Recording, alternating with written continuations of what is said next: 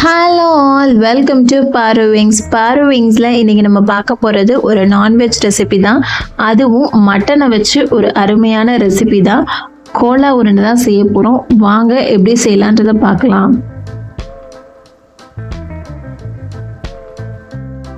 மட்டனை நல்லா கொத்தி எடுத்துக்கலாம். ஒரு 1/4 கிலோ மட்டன் எடுத்து அதை நல்லா கொத்தி எடுத்துக்கலாம். ஒரு மிக்சி ஜாரில் 1/4 மூடி தேங்காய், ஒரு 3 பல்லு பூண்டு, அதே பொட்டுக்கல்ல ஒரு கைப்பிடி பொட்டுக்கல்ல சேர்த்துக்கிறேன். காரத்துக்கு ஏற்ற மாதிரி மிளகாத்தூள் சேர்த்துக்கலாம். சேர்த்துட்டு இதை மிக்சி ஜாரில் அரைச்சி எடுத்துக்கலாம். நல்லா தண்ணி விடாம இந்த மாதிரி பூ போல அரைச்சி எடுத்துக்கலாம்.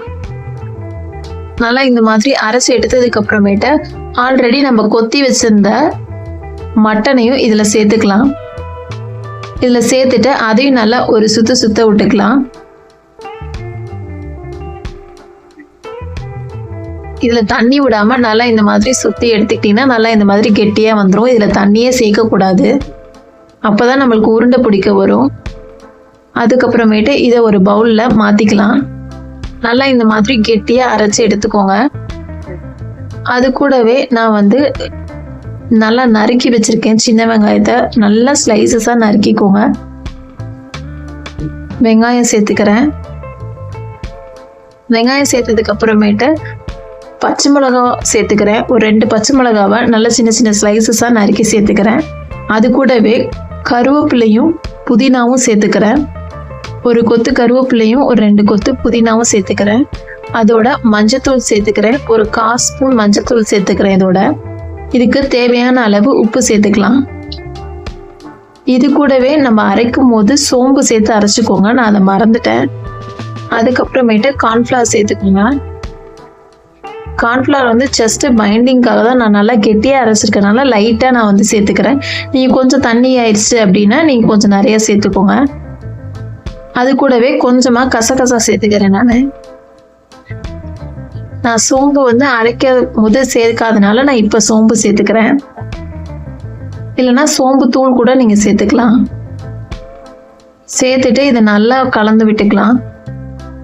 நல்லா இதை பிசைஞ்சிட்டு நல்லா இந்த மாதிரி சின்ன பால்ஸா உருட்டிக்கலாம். நல்லா இந்த மாதிரி பால்ஸை உருட்டி எடுத்துக்கலாம். எடுத்ததுக்கு அப்புறமேட்டு எண்ணெய் சட்டி வச்சுக்கலாம். வச்சுட்டு சிம்மில் வச்சுக்கோங்க. சிம்மில் வச்சுட்டு இந்த மாதிரி பால்ஸை ஒன்றா போடுங்க. இது போட்டதுக்கு அப்புறமேட்டு நீங்கள் கிண்டி விடாதீங்க. இந்த மாதிரி துணியை பிடிச்சி லைட்டாக இந்த மாதிரி அதை ஆட்டி விடுங்க. நல்லா ஷேக் பண்ண அது அப்போதான் நல்லா வேகும். நல்லா ஒரு சைடு வெந்ததுக்கு அப்புறமேட்டு லைட்டாக நீங்கள் கரண்டி போட்டு கிண்டுங்க. ரொம்ப கிண்டினீங்கன்னா உடஞ்சிரும் உருண்டை. இது கொஞ்சம் பக்குவமாக நீங்கள் வேக வச்சு எடுக்கணும். இது நல்லா ஸ்லோ ஃப்ளேம்லேயே வச்சு நல்லா இது கோல்டன் ப்ரௌன் வர வரைக்கும் நல்லா வேக வச்சு எடுக்க வேண்டியதான். ஃபர்ஸ்டே இந்த மாதிரி அடிக்கடி இதை ஃபுல்லாக எண்ணெயில் அப்படியே செஞ்சு விட்டிங்கன்னா நல்லா வரும்.